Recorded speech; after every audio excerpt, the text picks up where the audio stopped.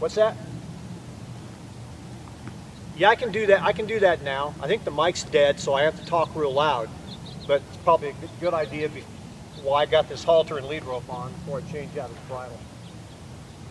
All right, I've just been asked to do a short segment on backing and drawing a horse from the ground. In the competition I run every year at the end of September, this past one, I had one of the tasks, the rider had to dismount, stand in a box in front of their horse, get their horse to back up while they're standing in that box, drop the rein. In this case, I've got a lead rope. Walk around the barrel, come back,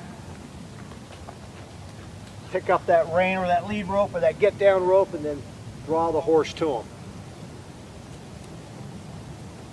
It's really an extension of getting the horse good to lead on the ground. You know, so as you develop that horse leading up correctly, you know, just naturally go into this. In fact, drawing a horse to you, backing him up, is all necessary for getting that horse to ground tie too. Whether or not you're going to go out in the wilderness or the desert and ground tie your horse or not, I won't unless I use a set of hobbles, but I have got off them several times, you know, either dropped my Makate because I couldn't get to what I had to do, either a water line or a fence or whatnot, and the horse will stay put. I wouldn't leave him there for a really long period of time without a set of hobbles, but again, you know, it's just an extension of leading, and I think it's you know, makes a better horse.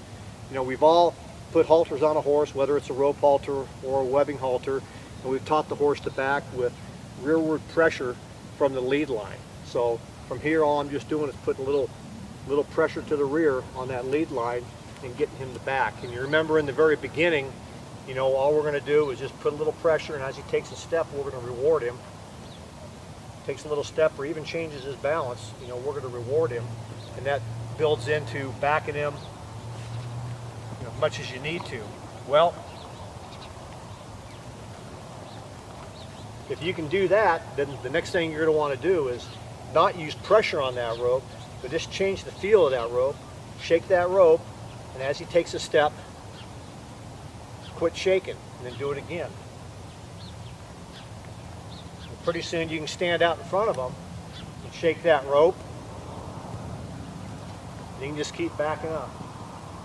Very useful. And then from here, you know, a young horse is going to want to approach you, but if he does, just give him the command to stop and back him up back to where he was. Pretty soon, if he's standing here and nobody's bothering him, he's gonna learn to like that position. He's gonna learn to seek that. See, he starts coming towards me, back him up. He should like that because I'm not asking him to do anything but stand there. And when I want him to come forward, I'm going to change the feel. In the beginning, you may have to get this line taut and pull him, but you know, he's a little more good at this. So all I'm going to do is change that feel of that lead rope,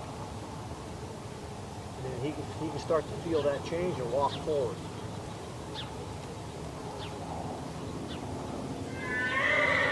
Okay, I'm going to back him up.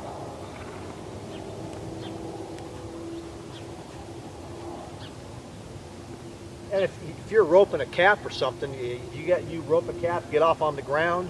You want to make that, you want to bring him forward and back him up to release the tension and put more tension on that rope. You know, you're going to need to be able to do this, but this is real useful for anything. Backing a horse off a feeder, you can start to use verbal cues: back, back, back. You know, very useful when you're throwing feed or otherwise need to get him off you. And then from this rope right here, there's no feel on it. He's going to stay put. I walk off, do something. In my competition, I had the riders have to go around a barrel and come back, pick their lead line, or their rein, or their Makate, or get down rope, whatever they were using, and from here, draw the horse to them. Draw the horse to them. Okay, so really that's all there is for backing a horse on the ground and drawing him back towards you. But again, you know, it all starts from this position here. You know, we've all led a young horse and he wants to get ahead of us, so we normally stop him and back him up this way. Well, you know, how nice would it be to be able to just shake that rope and to get him to back up. pretty useful. I don't have much need for him to back at under speed. You know, that's good enough for me. You stop right there, buddy.